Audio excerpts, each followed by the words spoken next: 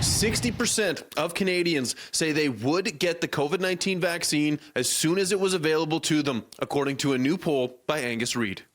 3 in 5 Canadians say that they would like to get the COVID-19 vaccine immediately, which represents a significant shift in public sentiment around the COVID-19 vaccine from only a few months ago. So we're seeing a big surge and uptick now in the number of Canadians who are saying, I don't want to hang back anymore and be at the back of the line for a vaccine. Shachi Curl, president of the Angus Reid Institute, says while desire for the vaccine has grown across all age groups and genders, it is not the same in all provinces, especially when it comes to the number of people who outright say they will not be vaccinated. In BC and Ontario, it's below 1 in 10, but in Saskatchewan and Alberta, it's 1 in 5.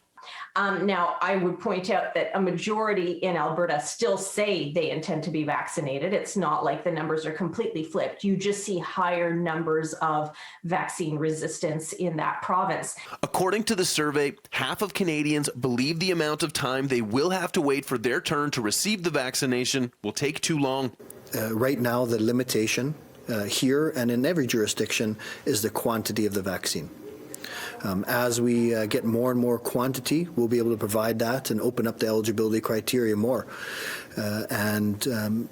Really if we're going to get out of this pandemic, we need the majority of Manitobans to get this vaccine. Despite the change in attitudes toward COVID inoculation, people who previously said they would not take a COVID vaccine have really not changed their minds, and the poll shows they still don't want to be vaccinated. Everybody has a right to wonder about their safety when a vaccine is developed quickly using, this mRNA, which has, been in research for about 30 years, but this is the first time it's been brought to market. Herd immunity is the goal when it comes to COVID-19 vaccinations, says epidemiologist Cynthia Carr.